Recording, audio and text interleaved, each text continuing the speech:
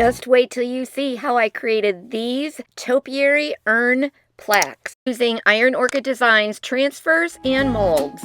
I'm really excited to share this little project with you guys today. I am doing a little something today with urns. I have been totally obsessed with urns and topiaries. As the first thing that I did is found an actual image of an urn.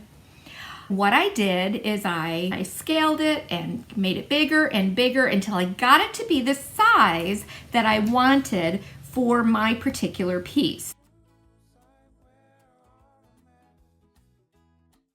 As I create this, I'm keeping in mind that, okay, here's about a third, here's about a third. I have my topiary stalk here and then my topiary up here, right at about the third mark. I'm just going to trace around the outside of my piece here.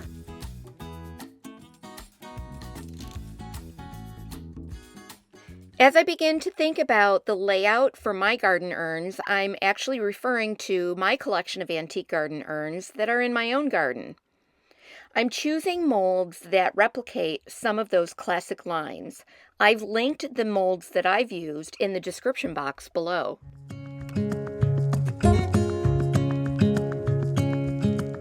I'm beginning to cast my molds with IOD's Air Dry Clay. I want to use air dry clay because as it dries, it's going to shrink a little bit. It may crack some and leave a really cool texture that is also going to mimic the look of those old classic garden urns. I cast parts and pieces of each of the molds and trim them where necessary to make them fit into my urn template.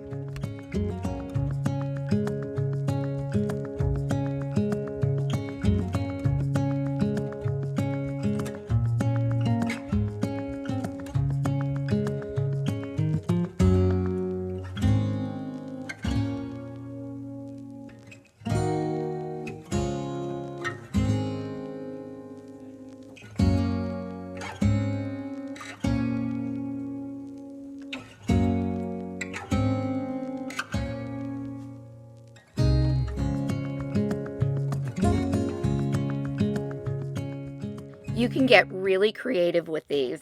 Use your imagination and style your own garden urn.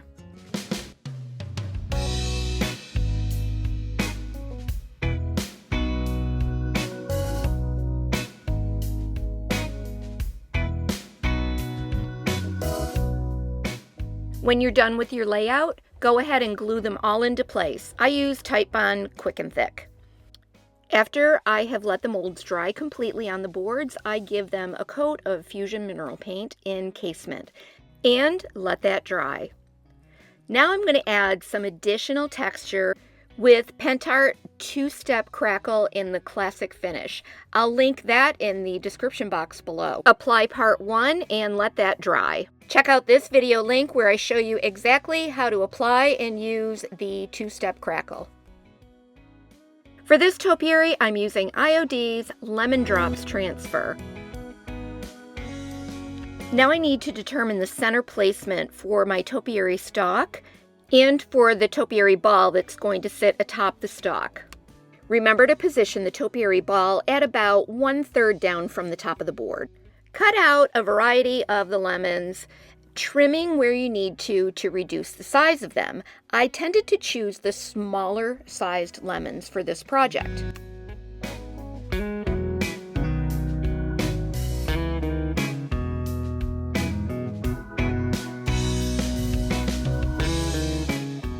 Then I begin to arrange a placement of the lemons in that ball shape.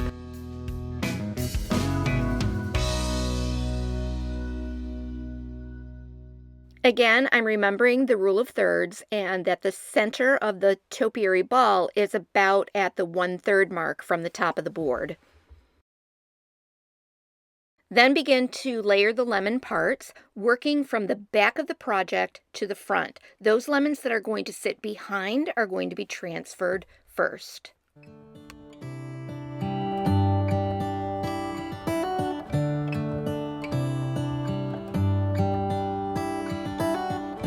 come the stars come to shine when it's dark from so far away and show us where we are? What makes the sun go to sleep every night, and what's it? You can see here that I trimmed back that masking tape that serves as the placement for the topiary stalk.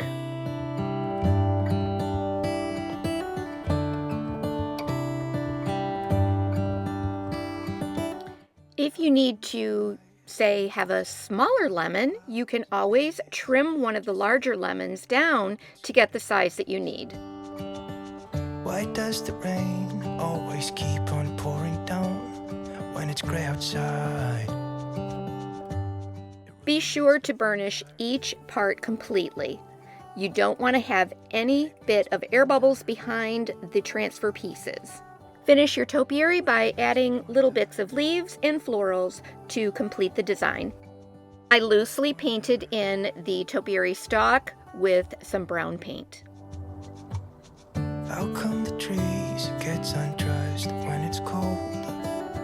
And don't they miss the leaves they left behind? Now it's time to apply part 2 of the Pentart 2-part crackle system. Go ahead and let that part dry. You can even force more crackling with a hairdryer. You'll see all that crackle texture revealed when we use our dark wax later. Add a few extra leaves and florals popping up from inside the urn. Seal all of your transfer pieces in place with a clear, matte, polyacrylic top coat.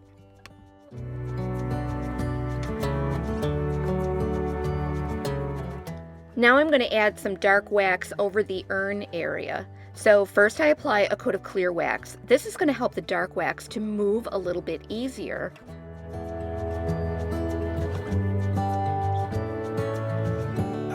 Stars come to shine when it's dark. After I apply the dark wax, you're really going to begin to see some of that crackle texture become even more evident.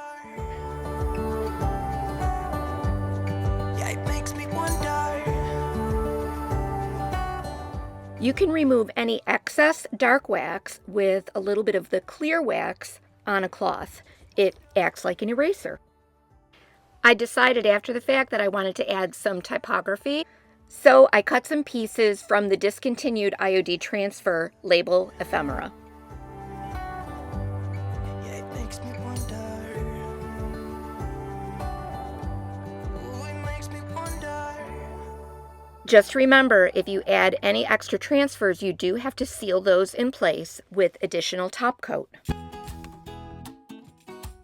I added some additional antiquing overall with dark wax and emphasized even more aging on the urn with some Debi's DIY Dark and Decrepit dust.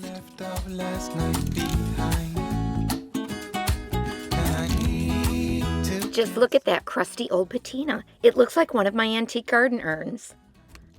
I decided to do my second topiary using the roses from Painterly Florals.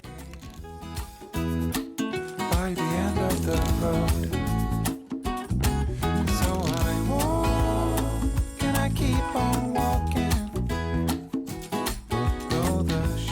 Definitely already thinking about the holidays, and I'm thinking about fall and all the fun things that we can do with that urn template and molds. The urn template and all of the products that I use today are available at lnjgoods.com. All of the links are in the description box below.